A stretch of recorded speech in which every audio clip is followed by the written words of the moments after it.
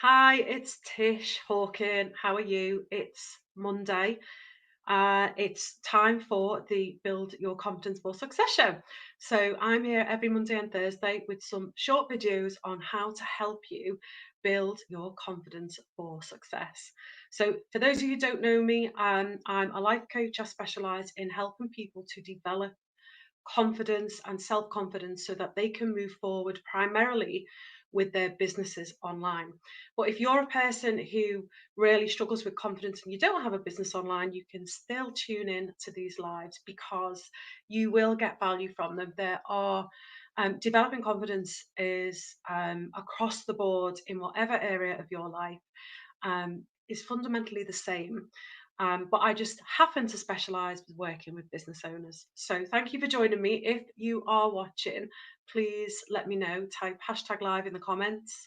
And if you're watching on replay, type hashtag replay. I'd love to know who's watching, who has watched, and also where you're from if possible.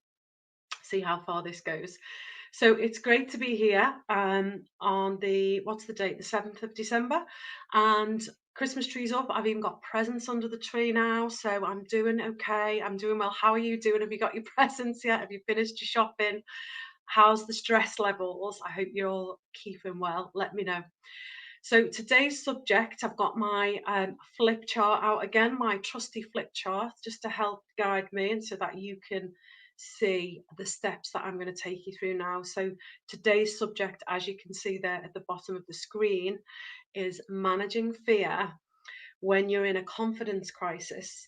Now, I reiterate this with all of my clients every time I go live in posts that developing confidence is not a quick fix, it's not an overnight thing.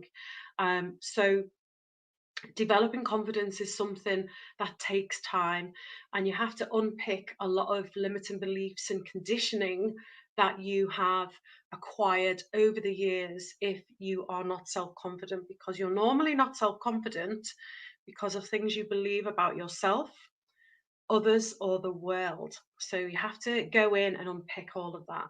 But sometimes you're left in a situation where you really need to have confidence in the moment, and you need to do something which is going to take confidence. Now, this may be, if you're a business owner, it may be putting a post out talking about your service or business. If you're somebody else, it could be you need to be striking up a conversation with somebody, a difficult conversation that you know is going to take a bit of courage. Or it could be anything really, going for a new job, whatever it is, and you've got to have confidence in that moment, and you're not very self-confident. What do you do? What do you do?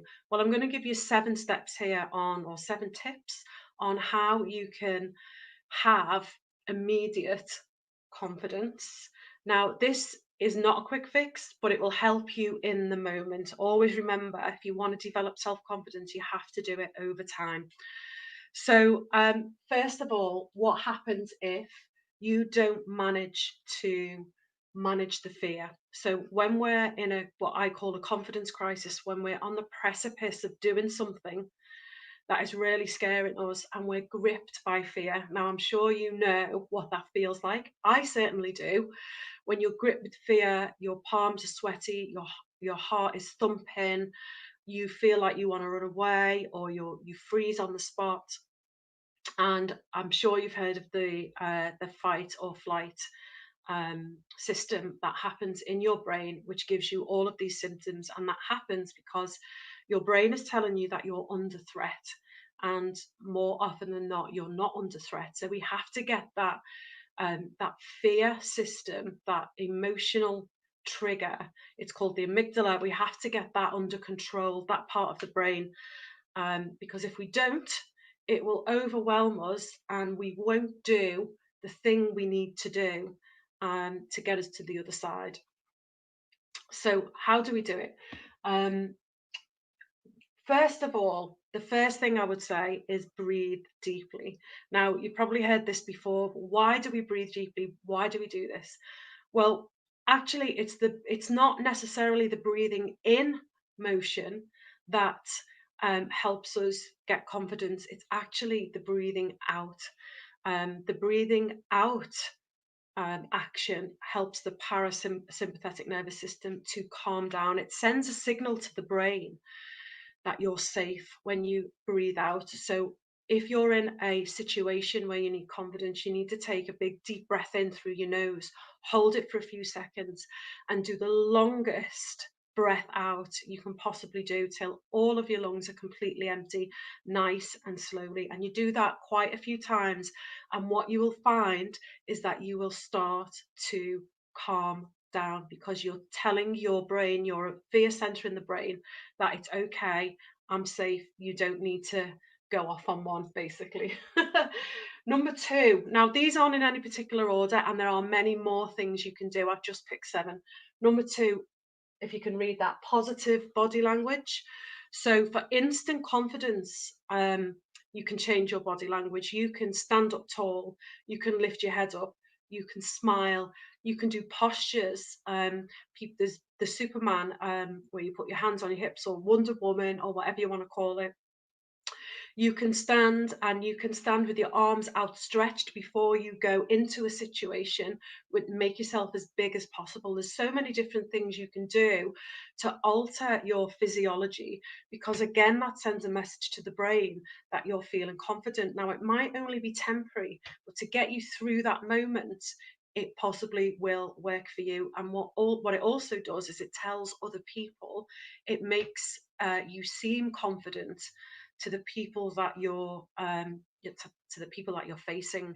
So it isn't a quick it is a quick fix, but it's not permanent. But it does help with helping your confidence in the moment. Number three, challenge your bully. Now, who is the bully? The bully, it's what I call, is the that nagging negative voice in your head that tells you you're not good enough, you're not strong enough, you don't know enough, you'll never get through it.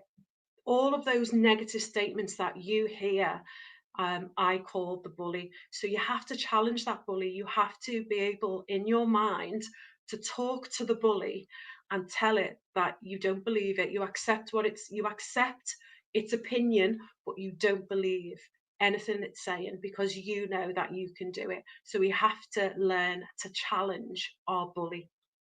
Number four, the ABC method, which actually links up to challenge your bully.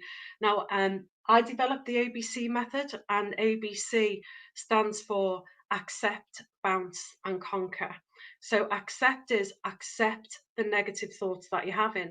When we're gripped with fear or anxiety, we have a myriad of negative thoughts that flood our minds. And so rather than trying to push them away, we need to be able to just accept that they're just thoughts. It doesn't mean they're true. Just because we have a thought, it doesn't mean it's true. So we accept that the thoughts are there. We don't get flustered or phased that we're having negative thoughts. And then what we do is we just imagine ourselves bouncing them away, not pushing and not resisting and not fighting and not wrestling with them. Just accept them, thank them, and just bounce them on the way like a bouncy ball. And then the C bit, the conquer bit, is you've conquered it. You've conquered those negative thoughts. Now there may still be a few little ones in there, but let me tell you, once you start doing the very thing you're scared of, and you've done it a couple of times, those negative thoughts will become very, very distant and very quiet. It's very important that you repeat the things that you are scared of. You take action all of the time, and because the brain learns by repetitiveness, and you become more confident the more times you do the very thing you're scared of. The next one, number five, is positive self talk. So, again, that bully in our head, we have to challenge it. But what we can do then is we can start to tell ourselves, we can start to say that you can handle it. I can handle this. Because the very root, as Dr. Susan Jeffers of the book Feel the Fear and Do It Anyway, she explains that the very root, the baseline of all fears and anxiety is the fear that we can't handle it. So we have to start telling ourselves, you can handle it. I can handle it. And you say it over and over and over again when you're in that situation, when you need to muster up some confidence. Think about what you stand to gain. So when you've got to do something that requires a lot of courage and a lot of self-confidence, think about what is on the other side of that. What have you got to gain if you achieve this, if you conquer this, if you do this thing? What is it that you're going to get on the other side of it? When you're uncomfortable in all that fear and anxiety, if you manage to manage that, what is it going to give you on the other side? Always keep that in mind, because there's something you want, unless you wouldn't be putting yourself in that situation if you didn't want something on the other side of it. So always keep that in mind, no matter how hard it gets.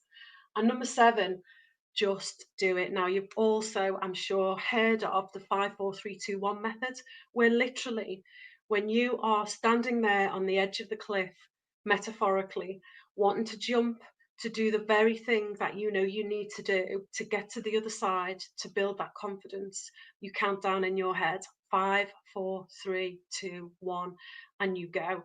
Now, if you can't do that in the first couple of goes, so you might get to three or you might get to two and you chicken out, that's okay. But what you need to do is make a commitment that when you use the 5, 4, 3, 2, 1 method, that eventually when you get to one, even if it takes 10 times, you're going to do it. So it'll be 5, 4, 3, 2, 5, 4, 3, 2, and you keep going until you get to one. But you have to make that commitment that on one or after one, you're going to do the very thing that you need to do to get over and build your confidence. So there's 7 steps that can help you manage your fears when you're in a confidence crisis. As I said, it's not a quick fix, but these small tips will help you in those times. So next time you're in a confidence crisis, just remember even just one or two of these things. Pick one or two that you think will help you the most and use them, because let me tell you, they are really, really effective. But remember, building confidence takes a bit more time, authentic confidence, so you need to do it over time. So that's it for today. I'm going to be back on Thursday. If you think anybody will appreciate this video, then please do tag them in it or share it in a page or a group. I'd be grateful if you did that.